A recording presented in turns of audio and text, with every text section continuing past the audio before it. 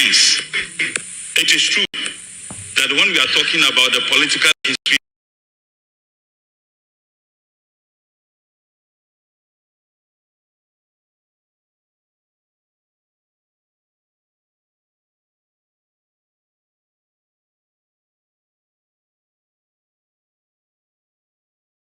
and as part of the definitions of history, there are some scholars who have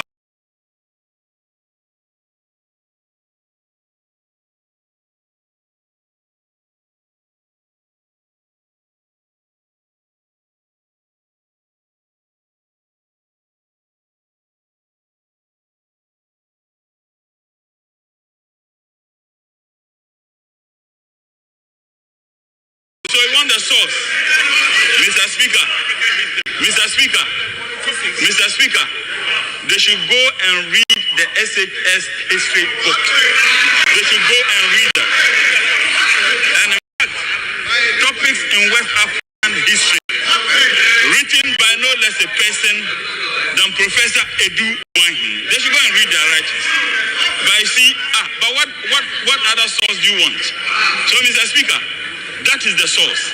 So I think that what we have seen today is a perfect description of history could be defined as concocted lies to form facts. And we have seen that across the aisle, that they have focused on that aspects of definition of history, which is roundly condemned by many historians. But let me be very clear.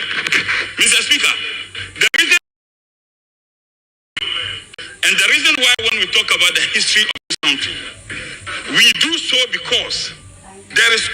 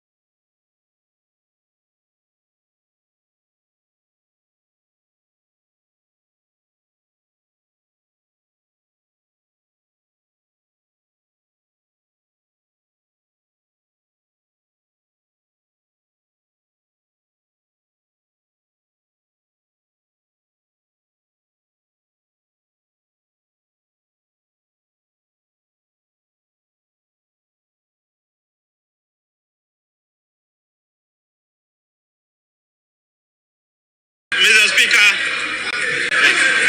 what is your point of order? Thank you. Thank you, Mr. Speaker. Mr. Speaker,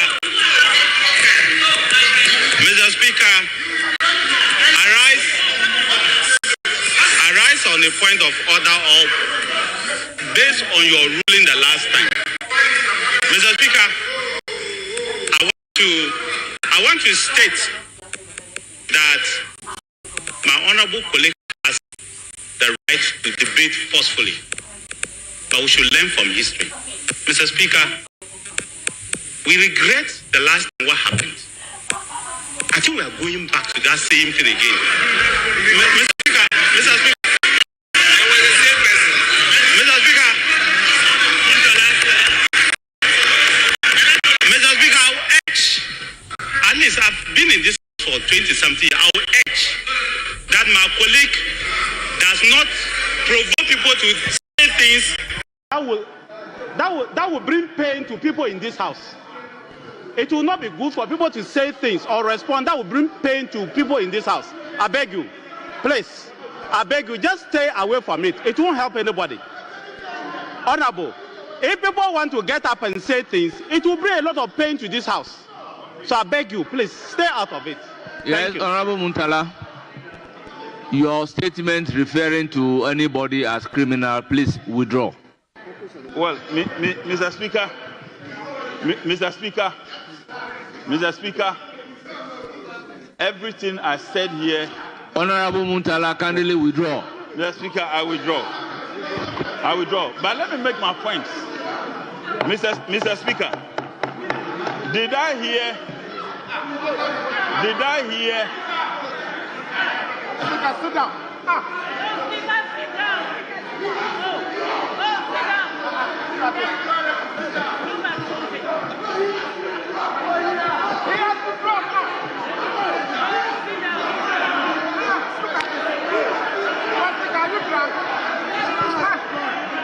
Mr. Speaker,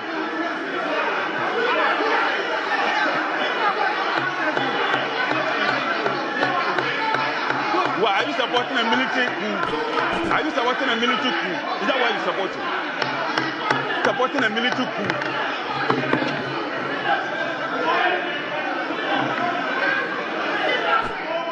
Honorable members, may you resume your seats. Honorable members, may you resume your seats. Honorable members, may you kindly resume your seats.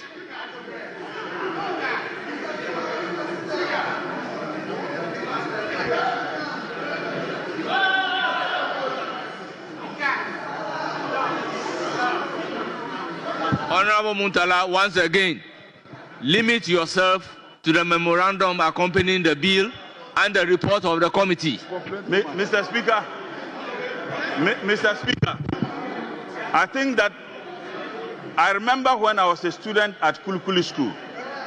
Thankfully, my senior brother, Honorable Harun Idrisu, attended Kulkuli School. On each day, we were forced to go to school. It took the NDC, the National Democratic Party, the National Democratic Congress. Oh well, I'm not a paragon of knowledge, unlike you. The National Democratic Congress, to ensure that there was social justice and equity in a country that is constitutionally described as a secular state, that the NDC gave us our first holiday, thanks to the NDC. As Muslims in this country, because my brother was telling me, mentioning the number of Muslims at cabinet, I never knew that cabinet ministers are more influential than vice presidents. Tell him. We had a vice president who was a Muslim for 8 years. He didn't see the need. Now you are now mentioning our names. That Honorable Harun Idrisu, Honorable Mutaka, Honorable Mutala are Muslims at cabinet. We had a vice president. He didn't see the need. So it tells you the beauty of this country. It tells you how accommodating Ghanaians are. It tells you why we have become an oasis in turmoil. That if you go through social media, everybody points to Ghana and says that this is the country I would want to be. That you find in churches, programs, you find Muslims who are attending. You find in mosques, you find Christians who are attending, traditional worshippers. That makes us a state. But this idea of trying to bring about religious justifications. And why you think that as Muslims you should have done that, I leave that to the Ghanaian public who are watching live across the globe. The NDC has always demonstrated that everybody in this country should be treated equally. And for us as NDC, this particular holiday which is given to us, for me, is a relief.